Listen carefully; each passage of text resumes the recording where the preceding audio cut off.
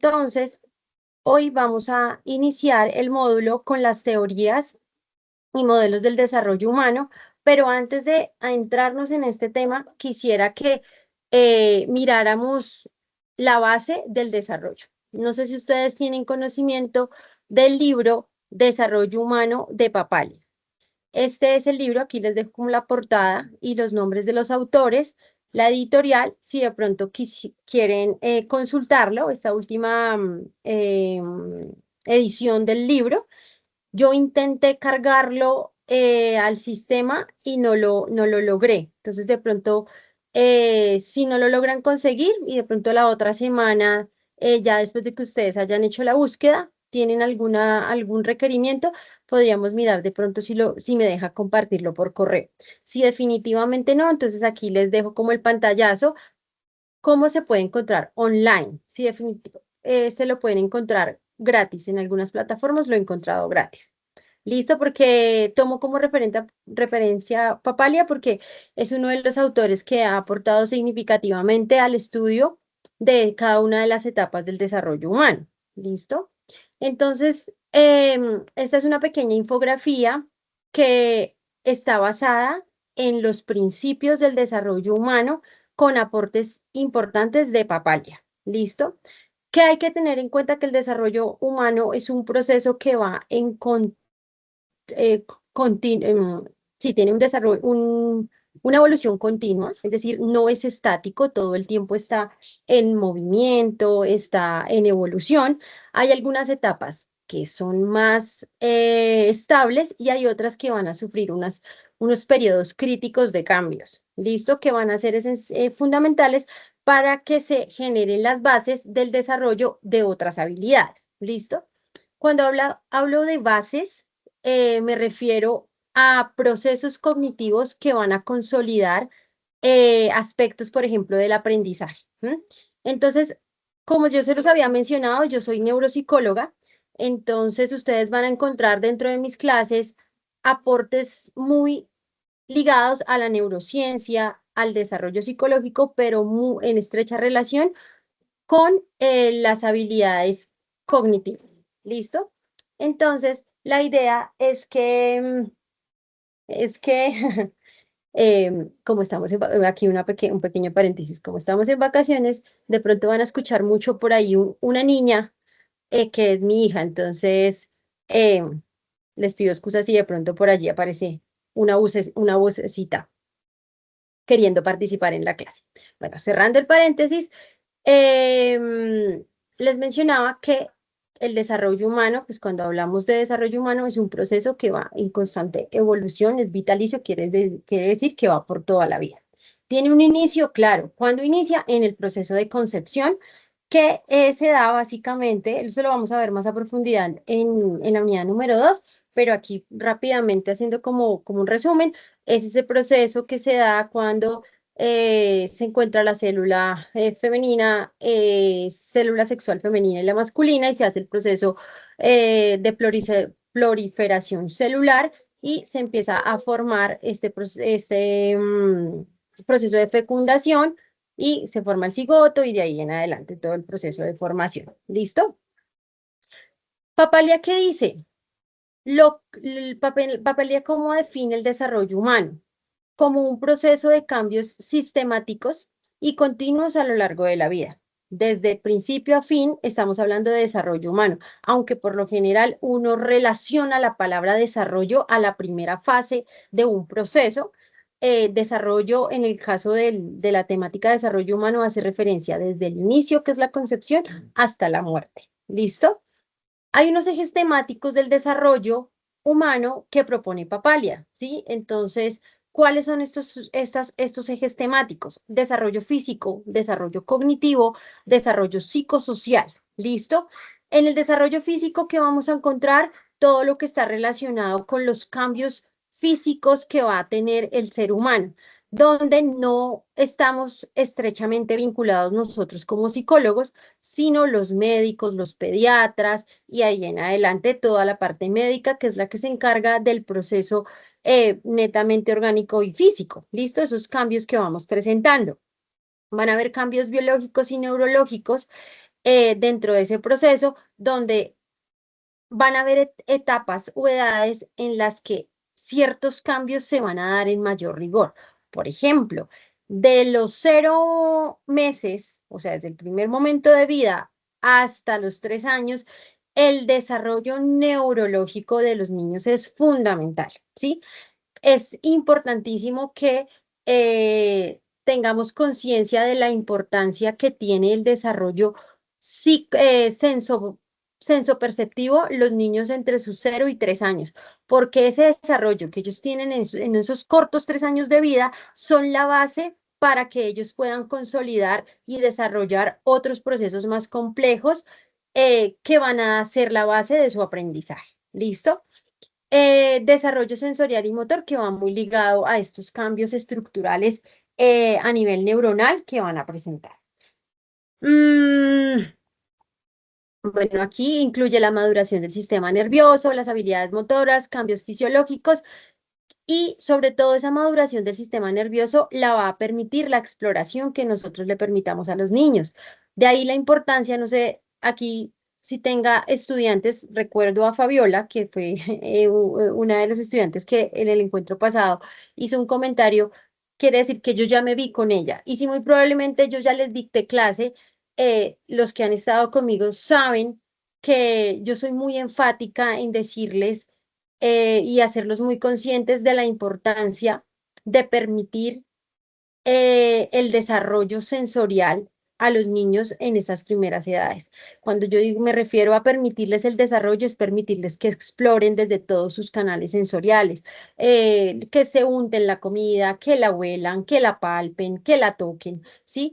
Porque eso es lo que va a favorecer la maduración del sistema nervioso. Cuando nosotros hablamos maduración o madurez del sistema nervioso, nos referimos a conexiones neuronales. Si entre más conexiones neuronales se generen, estamos diciendo que ese sistema nervioso se está especializando cada vez más, está generando unas redes neuronales que finalmente se van a convertir en aprendizajes, ¿listo? Y que van a estar muy ligados a lo que se conoce como plasticidad cerebral, ¿listo? Está el desarrollo cognitivo que está obviamente ligado a ese proceso de madurez del sistema nervioso y va a involucrar todo lo que es el pensamiento, el lenguaje, la memoria, la resolución de problemas.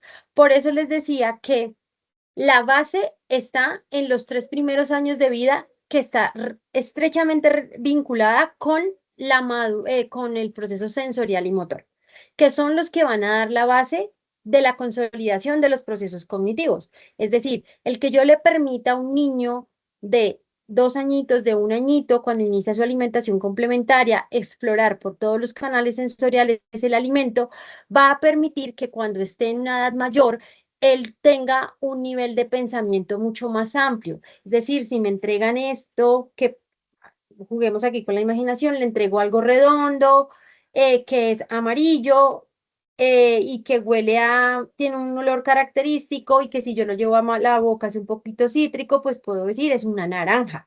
¿Sí? Si yo a ese niño le permití desde bebé untarla, olerla, palparla, cuando él vea ese objeto en interacción con otro niño o con un familiar, él ya va a desarrollar habilidades de pensamiento, del lenguaje y de memoria. Va a decir, ay, esto yo lo escuché hace un tiempo.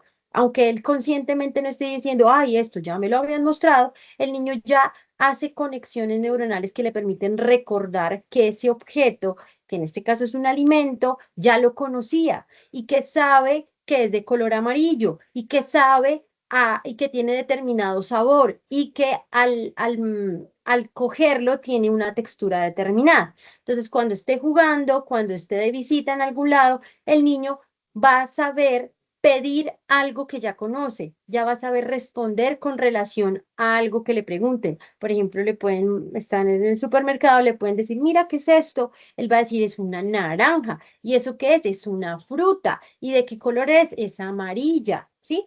Entonces, todo ese proceso previo es el que va a permitir el desarrollo cognitivo de este niño. ¿Listo?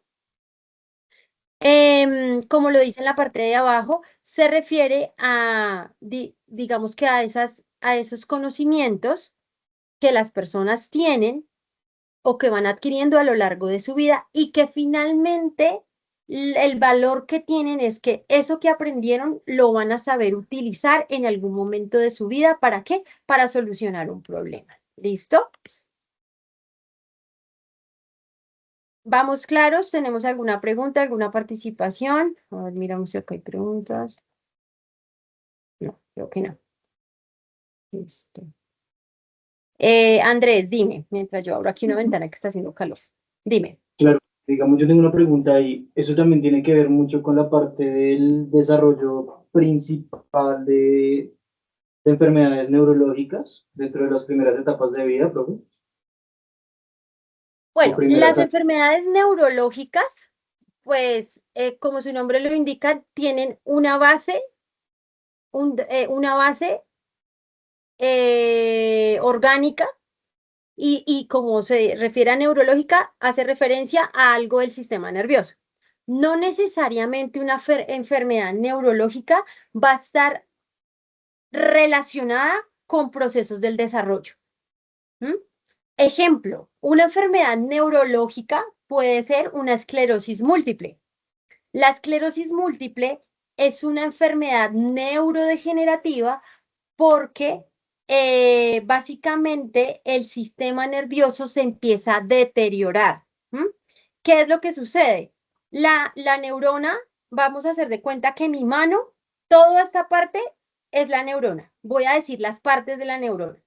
Esta parte de aquí de mi palma de la mano es el núcleo, mis dedos son las dendritas, mi brazo es el axón y supongamos que la cremita que yo me aplico encima es la mielina, ¿sí? ¿Qué pasa cuando ustedes se aplican crema sobre la piel? Su piel queda más suave.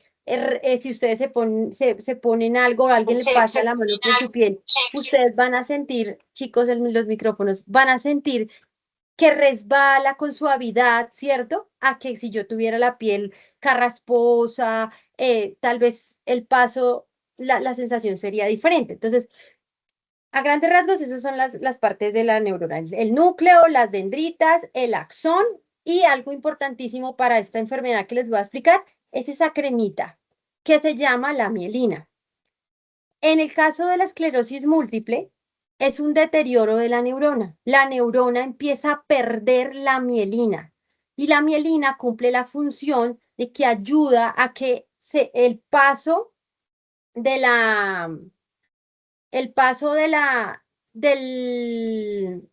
información eléctrica que va entre una neurona y otra pase mucho más rápido, fluya y sea eficaz, empieza a perderse, a perderse, a perderse, entonces esa neurona se empieza a deteriorar, se empieza a deteriorar. Entonces las personas empiezan con esclerosis múltiple, empiezan a tener dificultades a nivel motor, por lo general en el habla, empiezan a tener mayor sensibilidad al dolor porque la información es sensitiva, viaja con errores, ¿sí? Entonces, ese es un ejemplo de enfermedad neurológica y no necesariamente está ligada al desarrollo. La puede presentar una persona a sus 60 años, 40 años, ¿listo? Porque no necesariamente está vinculada a ese proceso que se da en las primeras fases de la vida, sino que ocurre en determinado proceso de etapa de su vida donde el sistema nervioso se empieza a deteriorar. En este caso, la mielina de las neuronas. ¿Sí fue claro, Andrés? Sí, profe, ahí también me acaba de surgir una duda, pero ¿es también se puede identificar en las primeras etapas de la vida si va la persona va a tener en un futuro algún tipo de enfermedad o ya es directamente Bueno, por parte del cuerpo? bueno, ok, bueno. Esa es una buena pregunta porque y no es fácil darte una única respuesta. Hay algunas enfermedades que tienen un componente genético alto. La esclerosis múltiple tiene un componente genético alto, un porcentaje alto de que sea heredable. Entonces, si yo tengo esclerosis múltiple, la probabilidad de que mis hijos lo presenten es alta. pero no es un indicador o sea, es decir, no es un indicador exclusivo de que la persona lo vaya a presentar. Es decir, si yo tengo mi hija, les hablo de mi hija, si yo tuviera esclerosis múltiple, no necesariamente mi hija obligatoriamente lo debe presentar. Hay una posibilidad, ¿sí? De que lo presente y desde allí ya se podrían hacer estudios preventivos, ¿cierto? Longitudinales, sí, porque los haríamos como a lo largo de su vida, como para hacer chequeos y revisar síntomas y demás. Hay enfermedades que sencillamente se presentan, como por ejemplo, enfermedades que son adquiridas, como no sé, y que también son neurológicas, un ACV, un accidente cerebrovascular, ¿sí? Básicamente es un infarto cerebral. Esto puede haber una predisposición, como por ejemplo se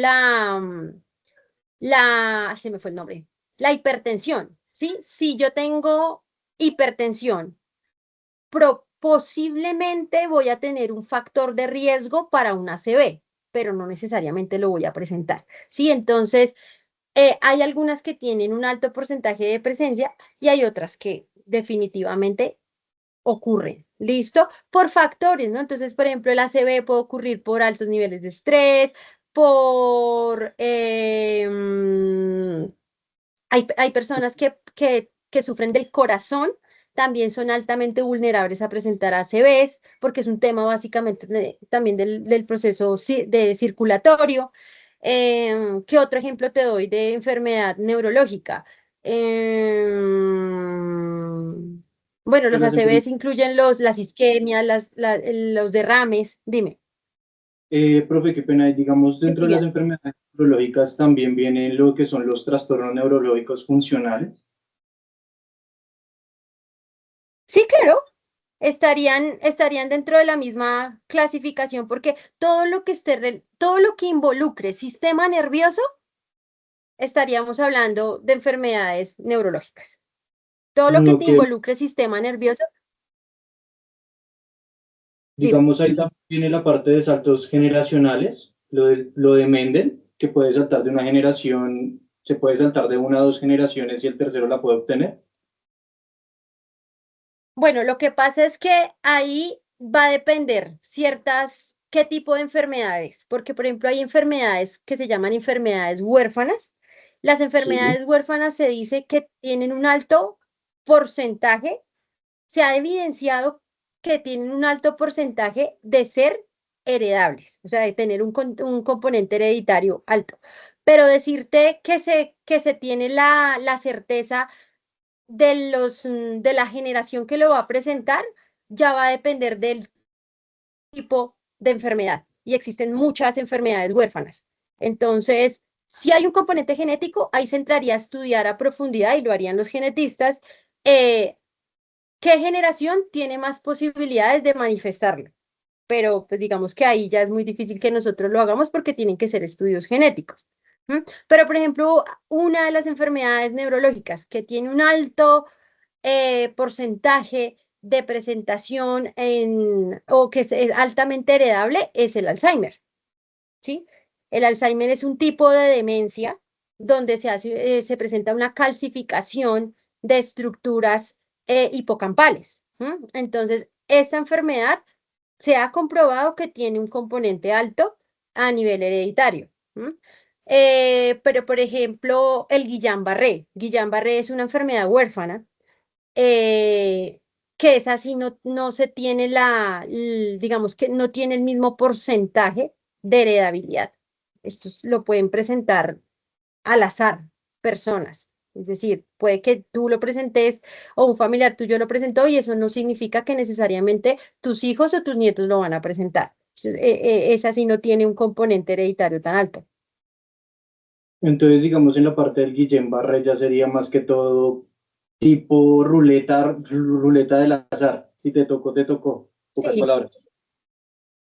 sí. Ok, ok. Además que Guillain-Barré tiene muchos subtipos, ¿sí? Entonces, por ejemplo, el ACV puede ocurrir por altos niveles de estrés, por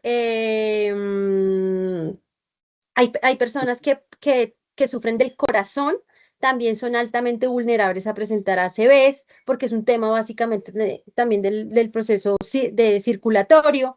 ¿Qué otro ejemplo te doy de enfermedad neurológica? Bueno, Pues los las enfermedades, ACVs incluyen las isquemias, los derrames. Dime. profe, qué pena, digamos, dentro de las Dime. enfermedades neurológicas también viene lo que son los trastornos neurológicos funcionales. Sí, claro, estarían dentro de la misma clasificación porque todo lo que involucre sistema nervioso, estaríamos hablando de enfermedades neurológicas. Todo lo que No te que, involucre sistema nervioso, dime. digamos, ahí también viene la parte de saltos generacionales, lo de Mendel, que puede saltar de una generación, se puede saltar de una a dos generaciones y el tercero la puede obtener. Bueno, lo que pasa es que ahí va a depender qué tipo de enfermedades, porque por ejemplo hay enfermedades que se llaman enfermedades huérfanas. Las Sí, enfermedades huérfanas se dice que tienen un alto porcentaje, se ha evidenciado que tienen un alto porcentaje de ser heredables, o sea, de tener un componente hereditario alto. Pero decirte que se tiene la certeza de la generación que lo va a presentar, ya va a depender del tipo de enfermedad. Y existen muchas enfermedades huérfanas. Entonces, si hay un componente genético, ahí se entraría a estudiar a profundidad y lo harían los genetistas. ¿Qué generación tiene más posibilidades de manifestarlo? Pero pues digamos que ahí ya es muy difícil que nosotros lo hagamos porque tienen que ser estudios genéticos. Pero, por ejemplo, una de las enfermedades neurológicas que tiene un alto porcentaje de presentación o que es altamente heredable es el Alzheimer, ¿sí? El Alzheimer es un tipo de demencia donde se presenta una calcificación de estructuras hipocampales. Entonces, esta enfermedad se ha comprobado que tiene un componente alto a nivel hereditario. Pero, por ejemplo, el Guillain-Barré. Guillain-Barré es una enfermedad huérfana eh, que es así, no se tiene digamos que no tiene el mismo porcentaje de heredabilidad. Esto lo pueden presentar al azar personas. Es decir, puede que tú lo presentes o un familiar tuyo lo presentó y eso no significa que necesariamente tus hijos o tus nietos lo van a presentar. Es así, no tiene un componente hereditario tan alto. entonces, digamos, en la parte del Guillain-Barré ya sería más que todo tipo ruleta del azar. Si te tocó, te tocó. Pocas Sí, palabras. sí. Ok, Además ok. que el Guillain-Barré tiene muchos subtipos, ¿sí? Entonces, la etiología del Guillain-Barré no es totalmente clara. Se desconoce, hay un vacío muy grande a nivel de la etiología. Cuando nos referimos a la etiología, es el origen. Ok, Por eso está clasificado, por eso está clasificado el Guillain-Barré dentro de una de las enfermedades huérfanas. por lo que tiene bastantes subtipos, ya que no se sabe con especificación de cuál puede dar. Ajá, sí, señor. Lo que hay que saber, por ejemplo, y tener claro del Guillain-Barré es que o sea, obviamente sí es una enfermedad huérfana neurológica, porque hay enfermedades huérfanas que no son neurológicas, son de otro índole, son de otra índole. El Guillain-Barré es una enfermedad huérfana y es de base neurológico porque básicamente se afecta el sistema nervioso periférico, los nervios del cuerpo, que son los que conectan de la parte externa a la parte interna, que se comunican con el sistema nervioso central, son los que se ven afectados. ¿Listo? Ok, digamos, las personas que tienen el trastorno neurológico funcional, volviendo a ese tema, también puede presentar dichos nidos de enfermedades huérfanas, ya que pues es complicado identificar o lo que puede dar a un futuro, ya que se pueden confundir con diferentes tipos de enfermedades. Tal cual. Así es. Entonces, muchas veces pasa como cuando se hace la clasificación de las discapacidades cognitivas, cuando o sea, cumple criterios para una discapacidad, pero no se ajusta completamente a uno de los niveles, ni a un leve, ni a un moderado, ni a un severo. Entonces quedan como en ese punto en el que no podemos darle una clasificación exacta. Entonces, por ejemplo, en las discapacidades se deja como trastorno no especificado. ¿M? Y en este caso también ocurre. Tienen que hacer muchos estudios para determinar cuál es la etiología pues de los síntomas que está presentando el paciente. Y digo de los síntomas porque todavía no se sabe el nombre. O sea, digamos, ahí ya se clasificaría un trastorno neurológico funcional dependiendo de lo que cause en el cuerpo. Ajá, lo que cause y el nivel de severidad. Y hay que Ok. hacerles estudios longitudinales. Cuando me refiero a estudios longitudinales es que no solamente ver al paciente en un momento de su vida, sino hay que hacer estudios periódicos, ¿sí? Para No. ver cómo va evolucionando los síntomas en el organismo. Ok, digamos, ya por eso se considera, pero digamos, médicamente hay médicos que no lo clasifican dentro de una enfermedad huérfana y otros sí, o ya se consideraría como no especificado. Bueno, ahí me corchas un poquito porque es un tema muy médico, ¿no? No, Mm, sí, ahí ya estaría más el tema de la ruta que se sigue para ese paciente. ¿M? Por lo sí. general, cuando no se tienen estudios genéticos o estudios a profundidad interdisciplinario, lo dejan como no especificado. Por lo general, cuando se generan los códigos en las EPS o en el sistema médico, que estamos obligados a poner un código, y cuando no es claro, lo dejan como no especificado. Ok, ok. Listo, profe, gracias. Listo, Andrés. Bueno, Angie Lorena,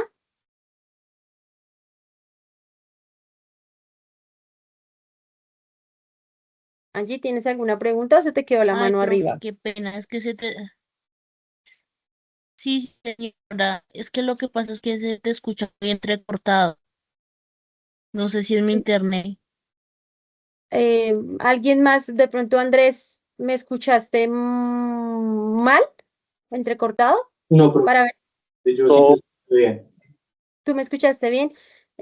Angie, de pronto es tu Sí, internet. Sí, porque aquí me aparecen todas las rayitas del Wi-Fi que están perfectas.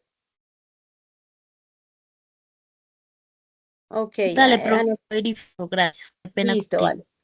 Listo, vale. Sí, de pronto, bueno, aquí me dicen que la cámara se ve a veces un poquito pausada, no sé, de pronto verifiquemos si es una generalidad.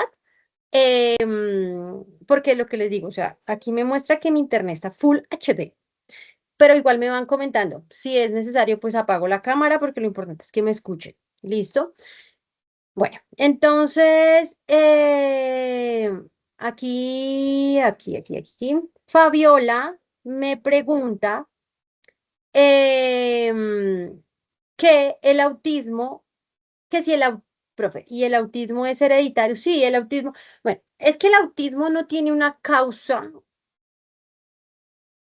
clara, ¿sí? De hecho, se han hecho muchos estudios con relación a la etiología del autismo y no se puede asegurar a hoy que el autismo que sea exclusivamente, o sea, que su causa sea exclusivamente hereditaria. Hay muchos factores que pueden influir. Entre esos se ha encontrado en investigaciones que sí tiene un componente genético, pero el componente no es alto, ¿sí?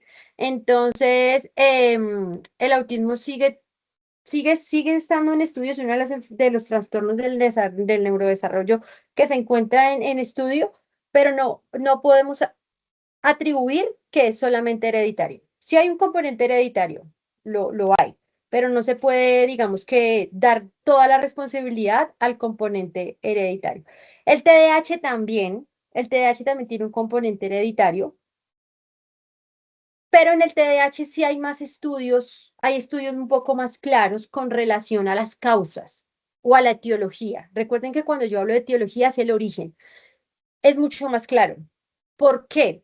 Se han encontrado estudios que mamás durante el proceso gestacional o previo al proceso gestacional cursaban con síntomas de trastorno depresivo o ansioso, específicamente el depresivo, tienen mayor vulnerabilidad de que sus hijos presenten TDAH, porque básicamente altera las rutas que están relacionadas con la activación de procesos atencionales y de control inhibitorio. Entonces, el TDAH sí tiene un componente hereditario importante y ya se han identificado vulnerabilidades en el proceso gestacional. Entonces, una es la condición médica, en este caso, si la mamá presenta un trastorno depresivo, pero no es depresión como muchas veces las redes sociales lo muestran, como un estado, es que estoy con depre y bueno, que falta un nivel de responsabilidad alto con relación a cuando hablamos de estos conceptos. O sea, depresión no es que hoy amanecí triste y entonces no quiero nada, pero y ya es algo que me pasó como un día y 2 días y ya no. La depresión es un trastorno del estado de ánimo que según el DSM-5 tiene unos síntomas que deben permanecer durante un tiempo determinado, ¿cierto? Para que sean considerados depresión. Entonces, cuando yo digo el ejemplo de las mamás, no es que ellas sintieron sentirse o consideran haberse sentido deprimidas durante el embarazo, sino que realmente tengan un diagnóstico de depresión que digamos que lo pueda soportar. Claro está que hay mamitas que no pasan por un proceso de diagnóstico y nadie les dijo con total certeza que tienes depresión, pero realmente sí cursaron con eso, pero deben cumplir como con esos criterios, ¿no? Entonces, el TDAH sí es importante tenerlo en cuenta porque se ha comprobado que sí hay un componente hereditario importante. Hay unas vulnerabilidades en el proceso gestacional propiamente en la madre y hay otras condiciones como el consumo de sustancias psicoactivas, el consumo de alcohol, que pueden ser vulnerables a la presencia de este diagnóstico en sus hijos. ¿Listo? Otra cosa que hay que tener en cuenta cuando se habla de TDAH es que es un trastorno del desarrollo, es decir, que se tiene que presentar en las etapas del desarrollo, o sea, en las primeras etapas. Y también hay que tener en cuenta las variables ambientales. Si estamos viendo que es un niño que no tiene el contexto que lo regule, que le permita regularlo y empezar a entrenar ese control inhibitorio, pues realmente va a manifestar síntomas de TDAH. De hecho, ahorita con todo el tema de la televisión, de los computadores, del celular, presentarlo en etapas muy tempranas a los niños está generando que las vías dopaminérgicas, que son necesarias para el bienestar, para sentir placer y demás, se estén sobreestimulando a etapas tempranas. Entonces, puede que el niño genéticamente no venga con una configuración que predisponga al TDAH, pero si ambientalmente yo estoy generando un entorno, un contexto que no está favoreciendo el desarrollo de esas rutas, pues voy a, voy a, voy a estar propiciando un ambiente donde el TDAH puede tomar lugar. ¿Listo? Bueno, tengo varias preguntitas acá y manos levantadas. Denme un segundo, prendo aquí la luz y ya seguimos.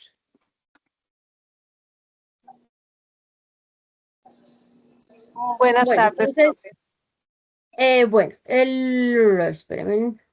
Luz, bueno, creo que a Angie le Sí, quedó la profe. mano levantada. Luz, Aida, dime. Sí, profe. Es que tengo pues como algo para preguntarle sobre, digamos, hay personas o desde niños que empiezan a molestarle los abrazos, los besos, el contacto físico y digamos que llegan a su edad adulta y no cambian, digamos, toda esa, eh, pues esas manifestaciones, ¿sí? De que no, no pueden relacionarse como las demás personas, no sé si eso Bueno, puede ser. bueno, pues digamos, Luz, que aquí hay, para poderte responder esa pregunta, clínicamente necesitaría más información, ¿cierto? para poder determinar criterios diagnósticos y demás. Pero dándote una respuesta rápida, sin ser, digamos que con el ejemplo que me diste, dar una conclusión es como para darte una idea. Si tú tienes un familiar o un paciente que presenta o refiere este tipo de síntomas, la familia refiere este tipo de síntomas que son de larga data, lo presenta desde muy niño o se refiere a un niño, hay que mirar el nivel de afectación que eso está generando en su funcionalidad. Es decir, qué tanto le está afectando al niño el que él no tolere que lo toquen, que no tolere ciertas texturas. Entonces, hay que mirar qué tanto lo está afectando en su capacidad de adaptación y pues para involucrarse en el entorno. Normalmente cuando se escuchan este tipo de síntomas, especialistas como por ejemplo los pediatras empiezan a activar una alarma, una alerta de, uy, ¿será que este niño o este paciente tiene TDAH? Perdón, autismo, porque el autismo es un trastorno del neurodesarrollo que se caracteriza por una alta hipersensibilidad, ¿sí? Entonces, el sistema sensorial que yo les digo que se desarrolla potencialmente entre los 0 y 3 años, donde se esperaría que los niños en esos primeros 3 años sean muy selectivos, que no toleren ciertas texturas porque están madurando esos procesos, pero si en edades posteriores y eso llega a la adultez y sigue estando muy presente, pues hay que prestar atención, ¿cierto? A ver si es un tema de desintegración sensorial. Y si acompañado a esos síntomas hay elementos relacionados como por ejemplo, dificultad para socializar, baja flexibilidad cognitiva, rigidez y otros elementos que puedan estar dándonos luces de un posible autismo, pues lo aconsejable ahí es que se haga un proceso de evaluación completa para determinar si es que está cumpliendo con un criterio de autismo que lo lleva a tener todos estos síntomas o si es solamente un tema sensorial que lo pueda trabajar directamente terapia ocupacional. ¿Listo? Gracias, profe. Listo. Vale, me voy con Cindy y ya cierro el espaciocito de preguntas y retomo el tema y ya volvemos a abrir en un ratico preguntas. Cindy. Hola, profe. Bueno, yo también, o sea, quedé como no confundida, pero sí como con muchas curiosidades, muchas preguntas al respecto. Ya que usted dice que no sé cómo nombrarlo, si condición o cómo mencionar las personas con TDA y con autismo, ¿cierto? Si usted nos dice que algunas nacen con la condición, ya porque lo traen, creería yo que en su sistema, en su ADN, o si es por sobreestimulación, ¿cómo puede diferenciarlos uno? O sea, nosotros como profesionales en la psicología, ¿de qué manera podemos deducir que es hecho o nació así y a qué edad lo podemos como identificar? Porque usted sabe que los niños tienen comportamientos diferentes, así como dice usted, según el entorno, pero ¿cómo hace uno para identificarlo? No sé si me hago entender. Sí, bueno, gracias Cindy por tu pregunta. Bueno, el TDAH puede tener un componente hereditario, entonces puede ser que papá fue diagnosticado con TDAH, mamá también fue diagnosticada, entonces hay un alto porcentaje de que ese niño presente la vulnerabilidad de manifestar el TDAH. Entonces, cuando nosotros levantamos historia clínica, que es lo primero que hacemos, sean psicólogos clínicos o seamos neuropsicólogos, específicamente los neuropsicólogos nos centramos mucho más en eso, pero cual sea el rol, de todas formas tenemos que levantar historia clínica. Entonces, para responder una parte de tu pregunta, pues parte de lo que te va a ayudar a despejar esa duda es la historia clínica. Si en la familia te dice que la mamá y el papá fueron diagnosticados por un neuropsicólogo y con estudios y hay evidencia de que tienen TDAH, pues nosotros decimos, por allí puede haber una vulnerabilidad y se puede explicar. Pero si adicional a eso empezamos a indagar sobre hábitos, entonces es un niño, supongamos, de 7 años está muy pequeño, de 8 años que nos llegó remitido el neurólogo, nos dicen que sí, que el papá tiene el diagnóstico, que la mamá tiene el diagnóstico y que adicional estamos viendo unas pautas de crianza que no son apropiadas, como por ejemplo televisión de manera deliberada, está expuesto a a la televisión y al celular, a las tablets desde los 4 años, 3 años, no hay unas pautas de crianza claras, no hay un control en el tiempo, en el manejo.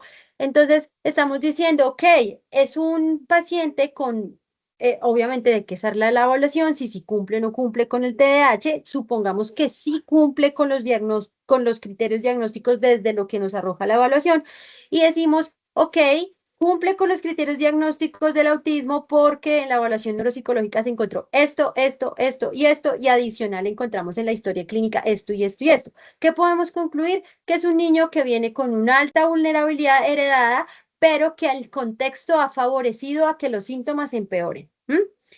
Si tú haces un levantamiento de historia clínica y cuando levantas esa información de la anamnesis, indagas sobre antecedentes, tanto familiares, por línea materna, paterna, y dicen, no, no tenemos ningún diagnóstico, todo está bien, la mamá tuvo un proceso de gestación tranquilo, no tuvo complicaciones, no estuvo expuesta a sustancias, todo muy bien, pues decimos, es un factor que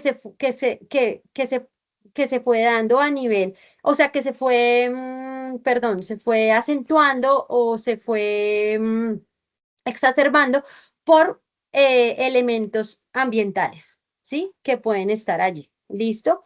Las rutas dopaminérgicas a nivel de los circuitos cerebrales no están funcionando de manera correcta, ¿sí? Entonces puede ser que sea de esos casos en los que la etiología no es tan clara, ¿sí me hago entender? Entonces por eso les decía, ustedes no pueden tomar un caso como un checklist, ¿sí? Porque si nosotros hacemos eso, vamos a cometer un error y vamos a desdibujar el análisis clínico. Entonces, el levantamiento de la historia clínica va a ser clave para que ustedes analicen eso. ¿Listo? Aquí más que de pronto ustedes como neuropsicólogos o psicólogos, el rol de ustedes no es identificar cuál es la causa, ¿sí? Es decir, que sea altamente relevante decir, no, es que él viene desde el embarazo así, o tal vez ya a este punto el niño necesita la intervención. Lo que sí les puede ayudar saber qué es lo que lo causa es la intervención. Si yo me estoy dando cuenta que este niño tiene una alta vulnerabilidad porque las pautas de crianza, los patrones de manejo del niño no son adecuados, pues obviamente yo tengo que identificar eso como un riesgo para la intervención. Entonces yo voy a decir, bueno, papás, encontramos que efectivamente se cumplen criterios diagnósticos según el DSM, pero estamos encontrando que hay un componente importante a nivel ambiental que no está favoreciendo al niño. Entonces ahí sí me sirve a mí como profesional identificar cuál es la causa, porque sé que esas pautas que ellos están teniendo, esos modelos que ellos están manejando en casa, no están favoreciendo la conducta del niño. ¿Listo? ¿Mm? Siempre, siempre, chicos, tengan en cuenta que para diagnosticar se necesita el DCM-5. No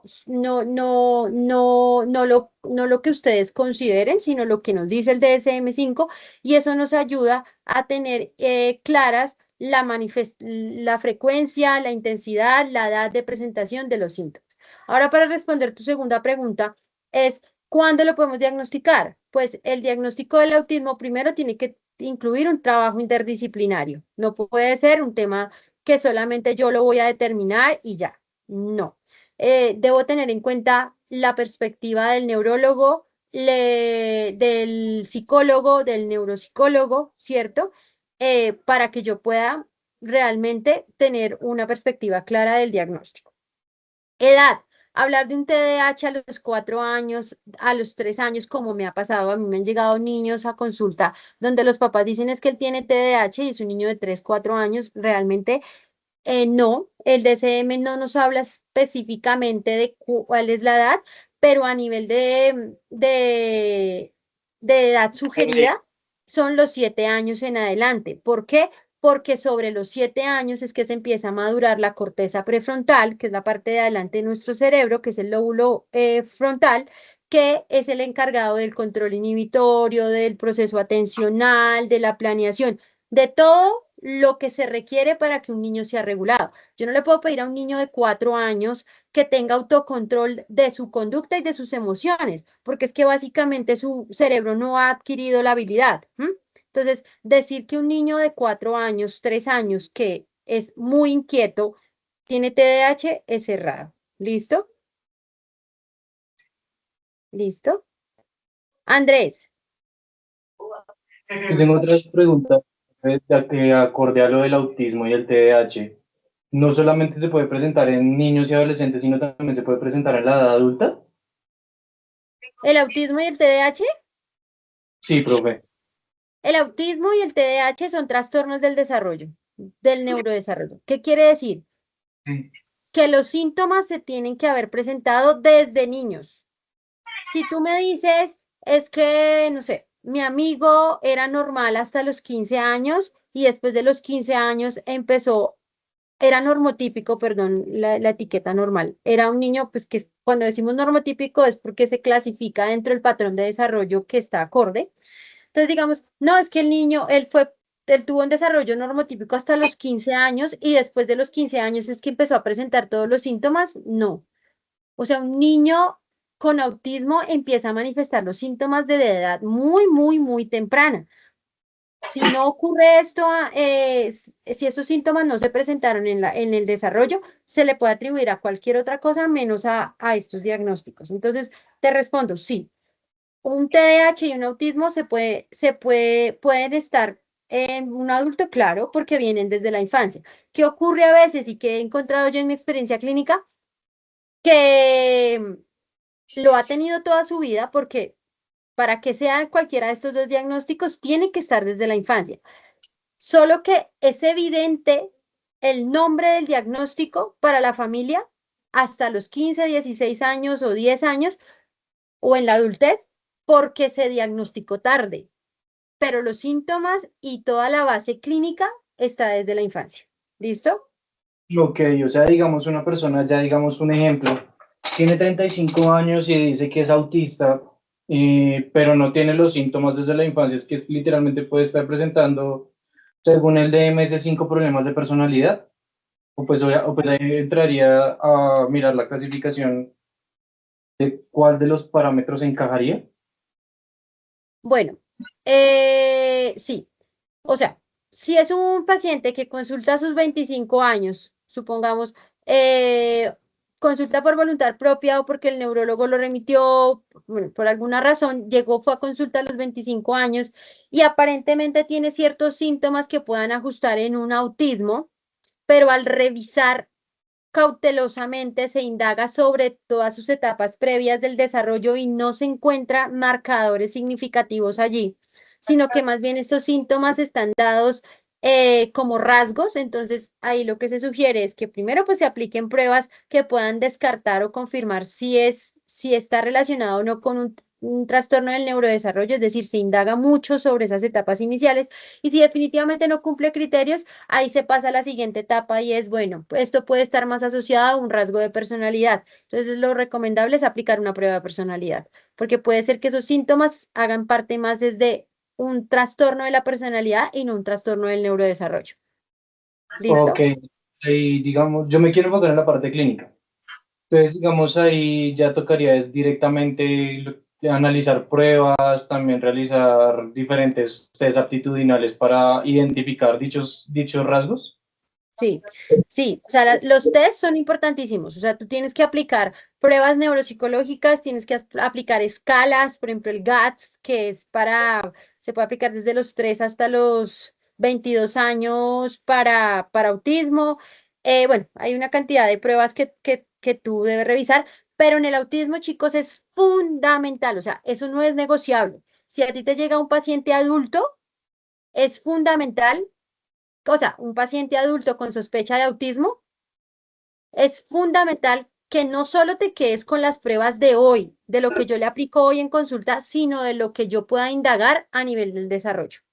¿Sí? Entonces, por ejemplo, yo he tenido pacientes de 25 años, de 22 años, que ya son adultos, pero yo les digo, ¿tienes problema en que a la consulta siguiente te acompañe tu mamá? O tú me puedas dar información mucho más detallada, sobre todo a los de 25 años que ya son más grandes, pero a los de 19, 20, 22 años, yo les pido que vengan con la mamá. Obviamente, al ser adultos les digo, ¿estás de acuerdo que venga tu mamá y haga parte del proceso? Y ellos dicen, no hay problema, y empiezo a indagar sobre literal información del neurodesarrollo, porque eso es clave, chicos. O sea, el autismo no es un trastorno que tú puedas decir se presentó después de los 15 años, no. Eso está presente desde el neurodesarrollo. Entonces, la entrevista y la recopilación de información va a ser clave. ¿Listo? Ok, Listo. está Bueno, bien. chicos, dime. Gracias, profe. Listo. Vale. Bueno, chicos, voy a ir avanzando acá. Entonces, otro de los ejes importantes que tiene en cuenta Papalia en el desarrollo es el desarrollo psicosocial. Aquí entra pues todo el tema del desarrollo de las emociones, la personalidad, las habilidades sociales, la interacción, la identidad, donde ya digamos que en la etapa de la adolescencia empieza todo el tema de la identidad, o todo el tema de género, la sexualidad y demás. ¿Listo? Características del desarrollo que hay que tener en cuenta, pues que el desarrollo está en constante cambio, no es estático, y cuando hablamos vitalicios, pues va toda la vida, desde que, ni siquiera desde que nacemos, desde el proceso de la concepción hasta que morimos, ¿vale? Hay patrones comunes de común, o sea, digamos, que colectivos o individuales. Em, ¿A qué se refiere con esto? Que hay cambios que van a estar altamente impactados por la cultura, por el entorno, ¿cierto? Y ahí empiezan a darse en esas diferencias individuales. ¿Listo? Los estudios que se realizan, pues básicamente que tienen en cuenta los cambios que se dan en las diferentes etapas del desarrollo, que son las que vamos a ver en estas dos clases, cuáles se mantienen a lo largo de la vida y cuáles desaparecen en cierto punto para dar lugar a otras. ¿Listo? Aquí les dejo esta frasecita que me parece importante y es un aporte de Papalia y es Papalia concibe el desarrollo como un proceso que no termina en la adultez, sino que se extiende hasta la vejez. O sea, se los dije al principio en otras palabras, pero esto es lo que literalmente dice Papalia. ¿Listo? Conceptos importantes que debemos tener en cuenta cuando hablamos de desarrollo humano. ¿Qué debemos tener presente? Primero, ¿qué es el concepto de desarrollo humano? ¿Cierto? Yo creo que por ahí deberíamos haber empezado. Es el estudio científico de los procesos del cambio y la estabilidad durante todo el ciclo vital. ¿Mm? Ahora, ¿qué es el ciclo vital? Es un concepto del desarrollo humano que hace referencia a un proceso que se da durante toda la vida. ¿Listo? Y que es altamente vulnerable al estudio científico. Cuando hablamos del estudio científico, nos referimos a que pueden haber explicaciones o teorías que cambien las perspectivas, ¿sí? Desarrollo físico totalmente, porque nosotros no somos los mismos ni cuando empezó el proceso de concepción, ni ahora, ni cuando estemos en la vejez, ¿sí? Entonces, básicamente, el desarrollo físico es ese proceso, valga la redundancia, físico, que está ligado al crecimiento del cuerpo, que va asociado con cambios a nivel hormonal también, ¿cierto? Y obviamente los cambios físicos, anatómicos que va a tener el cerebro, ¿listo? Cuando nos veamos en la unidad 2, yo les voy a mostrar el paso a paso de cómo se da el proceso de formación del desarrollo embrionario y ustedes van a ver cómo en la tercera semana de gestación y hasta cuando nacemos o se termina el proceso de gestación, se tienen todos esos cambios, ¿no? Que primero se forma el tubo neural, cómo se va formando cada partecita del encéfalo. Entonces, todos esos cambios, pues obviamente no son estáticos, ¿cierto?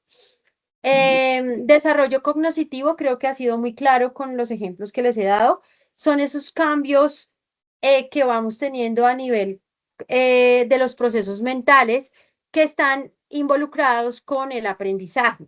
Y para que se dé el aprendizaje que necesitamos, atención, memoria, lenguaje, pensamiento, razonamiento. ¿Listo? El desarrollo psicosocial hace referencia a las pautas de cambio emocionales, personalidad y relaciones sociales. Aquí es importante, si lo miramos desde la perspectiva de la psicología de la infancia y la adolescencia, esos cambios que se van dando en esas etapas críticas de la niñez y la adolescencia. Y también es importante, por ejemplo, desde una perspectiva clínica, todo lo que está relacionado con estos criterios diagnósticos de en qué punto los síntomas o los síntomas que presenta un paciente corresponden a un trastorno del desarrollo o corresponden más a unas características de su personalidad. ¿Listo?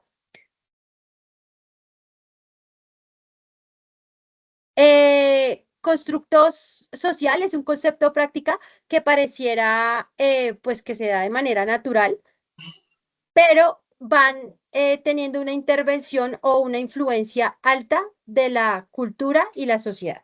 ¿Listo?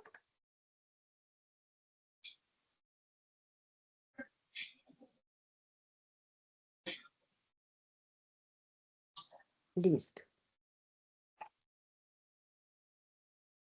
Entonces, acá. ¿Hay alguna pregunta? Por mi parte. ¿O todo va claro? Dime, Franklin.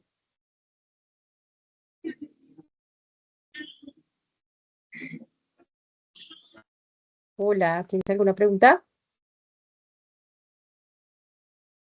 Bueno, creo que se le fue. Bueno, entonces no hay preguntas ni manos levantadas. Voy a seguir acá.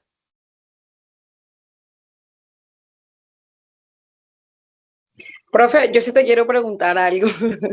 Disculpa. Profe, mira, es que me causa muchísima curiosidad con respecto al tema del autismo. ¿Sí me escuchas, profe? Sí, Nosotros somos 4 hermanos. Mi sobrino, todos 4 tenemos hijos. Mi sobrino mayor tiene autismo y microcefalia.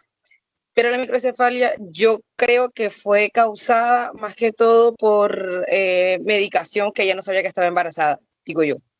Yo tengo un hijo que es normotípico. Mi tercera hermana, el hijito, tiene autismo. Y mi hermano último tiene 2 hijos y son normotípicos. ¿Qué posibilidades hay de que si yo tengo un segundo bebé pueda de pronto también presentar autismo? O sea, porque es que uno uy, sí, uno no, un sí, uno no, uno queda como loco.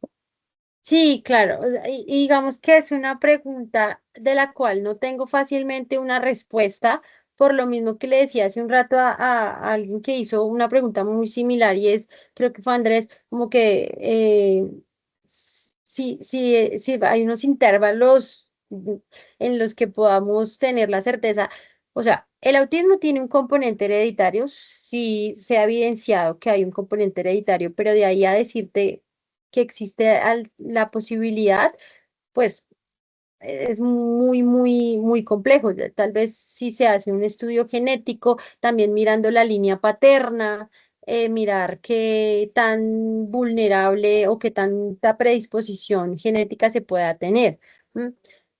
Se ve que está muy marcado, o sea, digamos que si hay un componente genético muy presente en tu familia, yo creería que esa pregunta se la podrías hacer mejor a un médico, pero creería que él no te va a dar una respuesta certera, porque también hay que mirar la línea paterna. ¿M? Sin, Eh, im- pero sí, o disculpa, sea, sí hay una posibilidad, o sea, si tú me preguntas, hay una mayor posibilidad que cualquier otra persona de aquí de tus compañeros que no tenga la misma, pues que se aleja de ese tipo de condición, ¿no? O sea, condición me refiero al patrón que se ha presentado en tu familia. O sea, evidentemente en tu familia sí hay un componente importante. Lo otro es, está confirmadísimo y súper verídico el diagnóstico, es decir, o sea, yo lo digo, y de pronto no solo para tu caso, porque si tú me hablas de esa manera tan certera de que tiene autismo, no tiene autismo, y si me hablas de que ya hay el autismo es porque se hicieron los estudios respectivos, hay algo que yo me he encontrado en mi práctica clínica y que me deja muy preocupada y por eso en la clínica donde yo estaba en algún momento quise proponer un proyecto de investigación en el que se pudiera tener una ruta de atención en el que realmente se pudiera confirmar o descartar si los niños que vienen con autismo, y miren mis dedos estoy haciendo como entre comillas, porque vienen con diagnóstico de autismo cuando realmente lo que están presentando los niños son discapacidades. ¿M? Y las discapacidades tienen causas,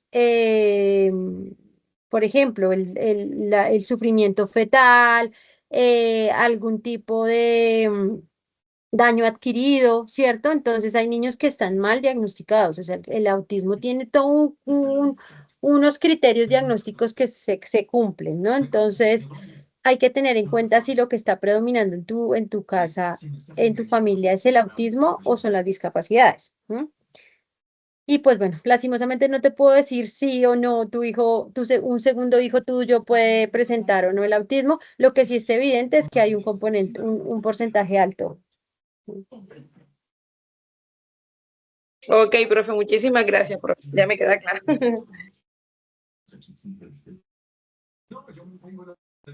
Muy bloqueado. Dime, discúlpame que tuve que cerrar un momentico la cámara. Dime, Fabiola. No, profe, que muchísimas gracias. Aunque en la familia, bueno, indagando, tú sabes que cuando uno se mete en esta carrera, como que uno empieza a preguntar cosas. Claro. Nadie, ni de la línea paterna ni materna de nosotras, nunca nadie, dicen ellos, aunque uno no sabe, ¿verdad? Porque es anteriormente, todavía es el momento y hay personas que todavía no están diagnosticadas como tal, pero dicen que no, que nadie presentó ningún síntoma como raro. Y lo otro que de pronto yo pensaba era que de pronto por la línea paterna de ellos no, porque son personas, son esposos completamente de familias diferentes. Yo creo que más bien es como de la línea de nosotros. Pues, no sé. Gracias, profe. Me quedó súper claro. Sí, sí, digamos que hay preguntas que yo quisiera poderles responder, pero como les digo, el autismo es un trastorno que requiere interdisciplinariedad, o sea, realmente se requiere la perspectiva neurológica, el componente genético, y no se lo puedo, y de hecho yo hice mi tesis de maestría en autismo y les puedo asegurar que leí muchísimo sobre autismo.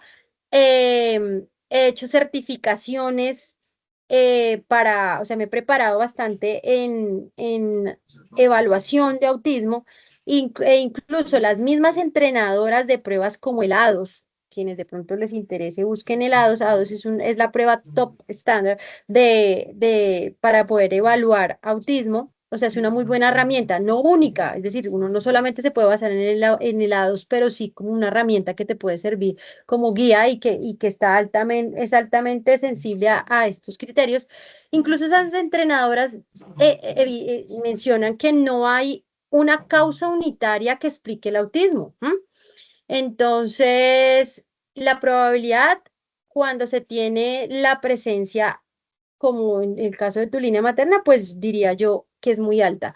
Pero si ustedes quieren tener una mayor certeza, serían estudios genéticos. ¿Listo? Y donde se estudie la línea materna y la línea paterna de ese núcleo familiar que se quiere predecir. ¿Listo? Bueno, entonces, acá. Etapas del desarrollo, entonces vamos a ver tal vez dos etapas así rápidamente y pues continuamos la siguiente clase. Entonces la etapa, chicos, toda esta información que yo les estoy dando es de Papalia, ¿sí? Entonces, quienes estén interesados, busquen el libro que les mostré.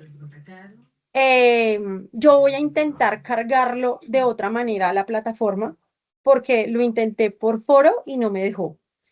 Entonces, pues intentaré mirar si de pronto por correo me los deja enviar. Y si no, ustedes muy juiciosos hacen las búsquedas y, con la biblioteca o incluso creo que lo pueden encontrar versión online.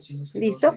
Bueno, entonces, como estamos hablando de las etapas del desarrollo humano, pues tenemos que hablar de la etapa previa al nacimiento. Yo les decía que el desarrollo humano no empieza cuando el bebé nació.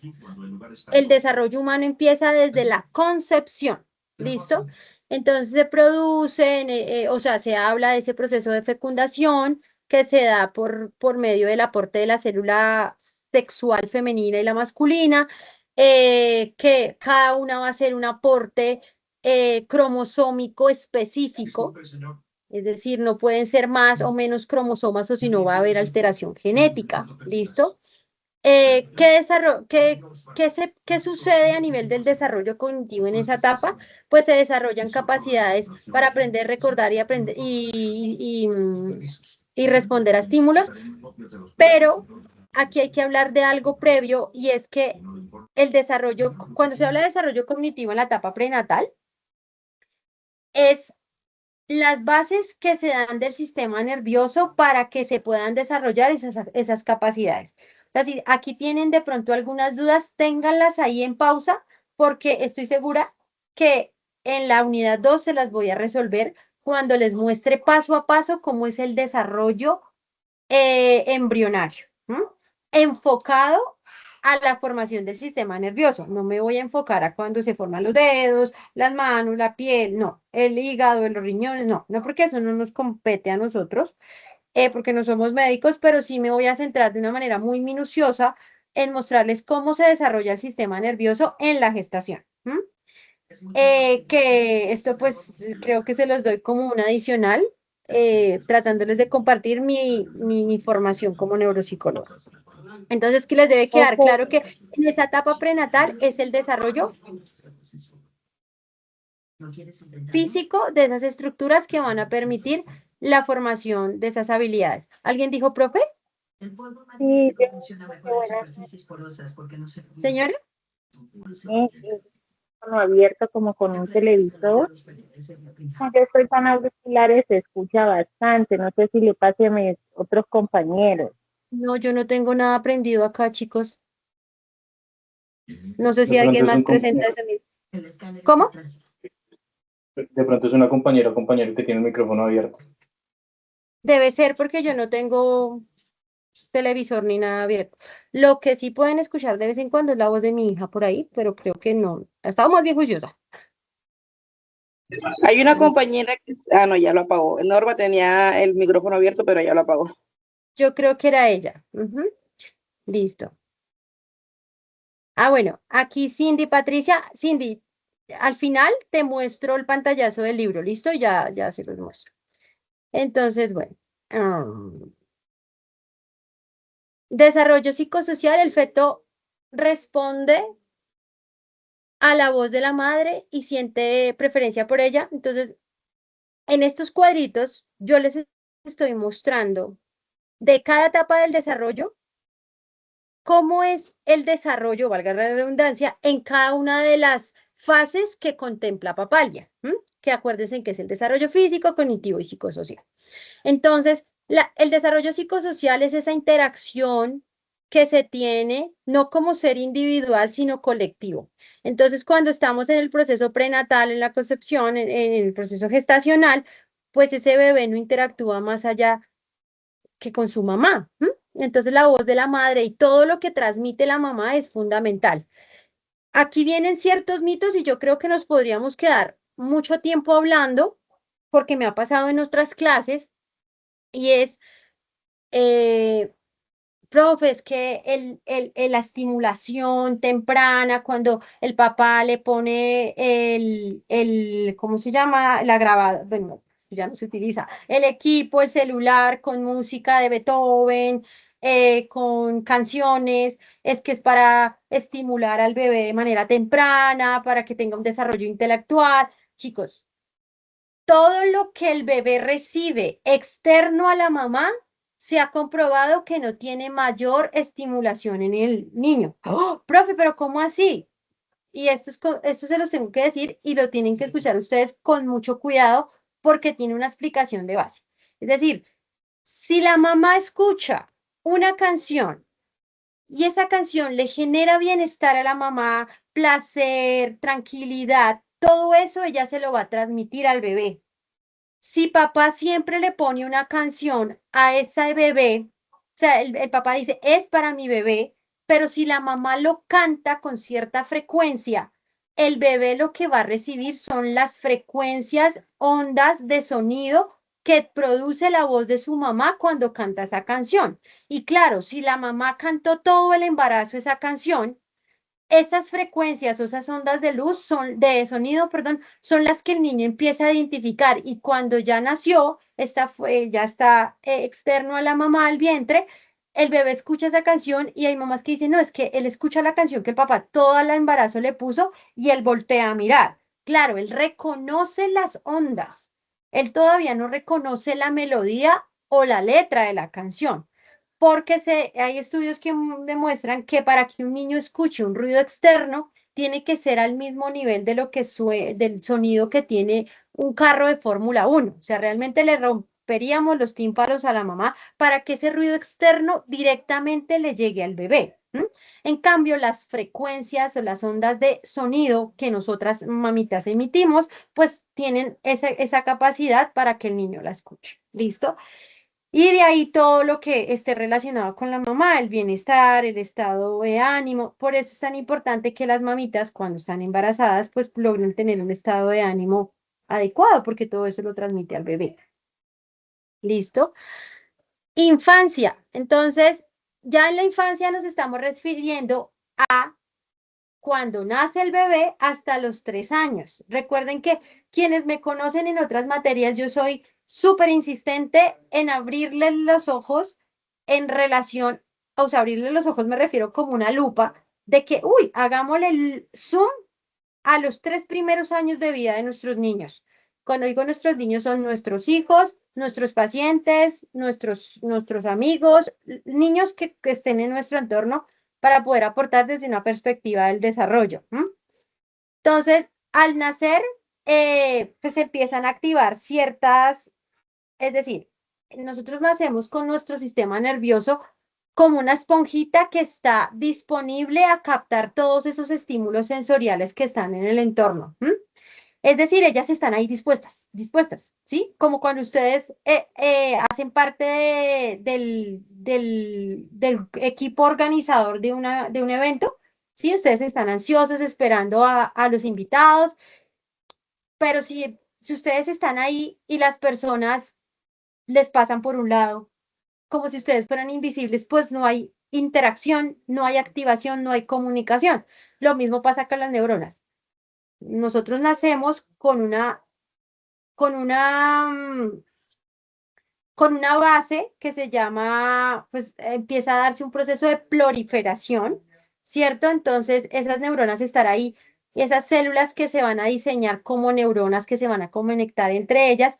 Entonces, si es una neurona sensorial y es activada por un estímulo visual que yo le permito al niño interactuar con él, como puede ser un muñequito, un juguetico, pues esa neurona ya no va a estar ignorada, sino va a conectar con otra y así sucesivamente. Entonces se van a activar áreas del cerebro que se encargan de la parte visual porque fue un estímulo visual, entonces se van a activar áreas visuales que es el occipital. Ah, pero aparte de eso, ese muñequito hace un sonido. Entonces no solamente el niño va a activar áreas que están relacionadas con la corteza visual, sino con la audición. Entonces, cuando ve ese mismo muñeco, ya no solamente se alumbra esta partecita de acá, sino por aquí, donde está el área auditiva primaria.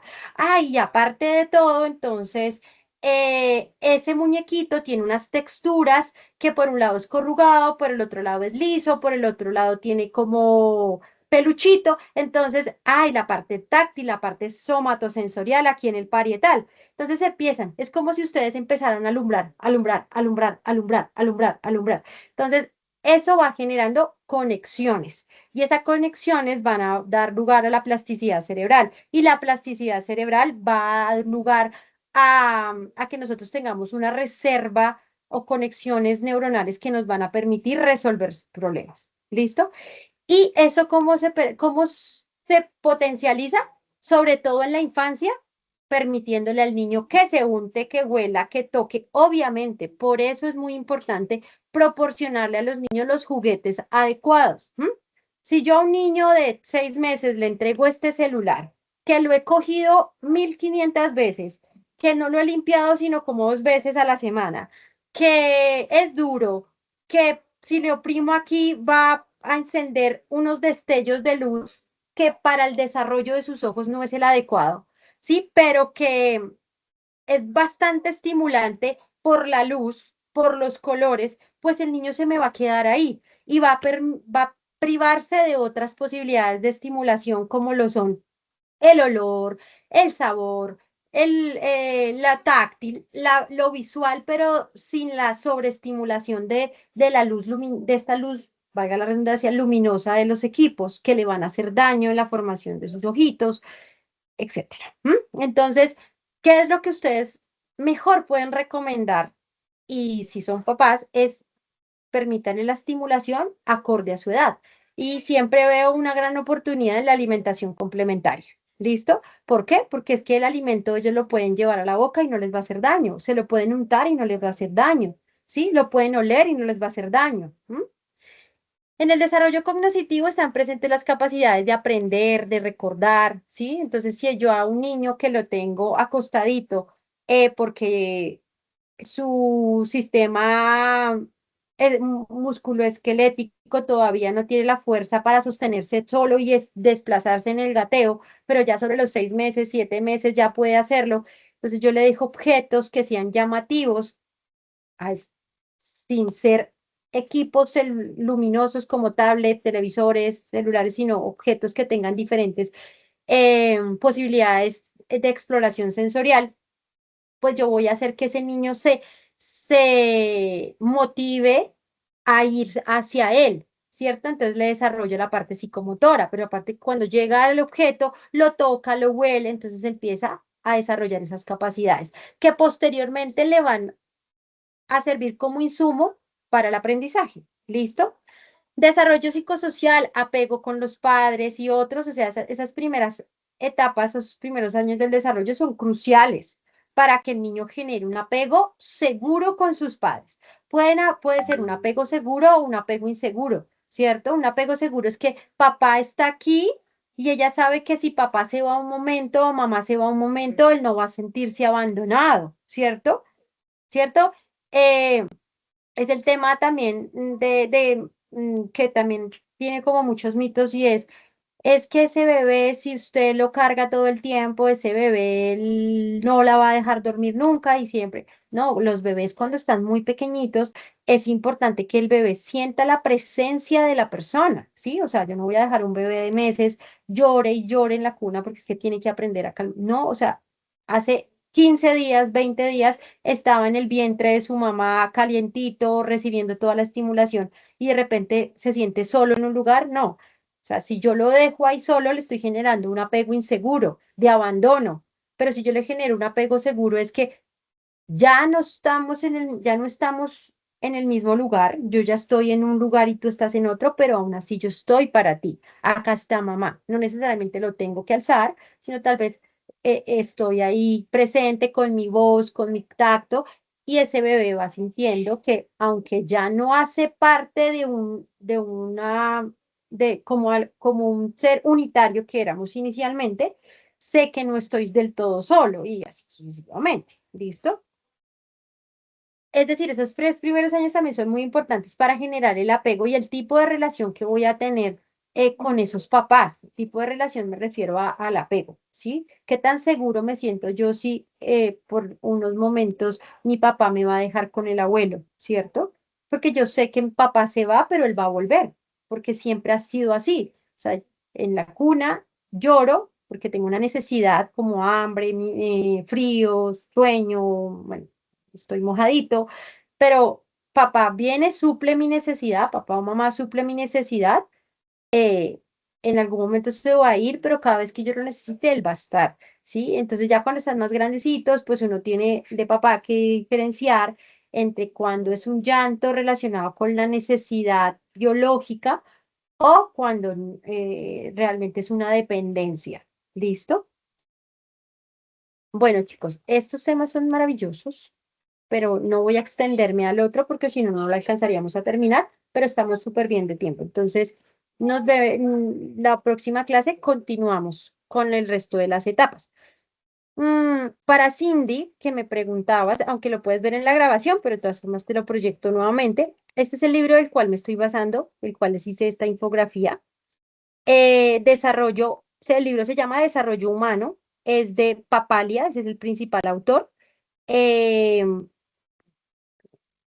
Entonces puede ampliar un poquito más la información, lo pueden buscar.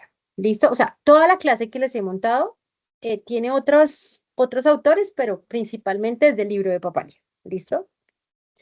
Bueno, chicos, me alegra mucho porque encontré muchas participaciones. Espero que sigan así.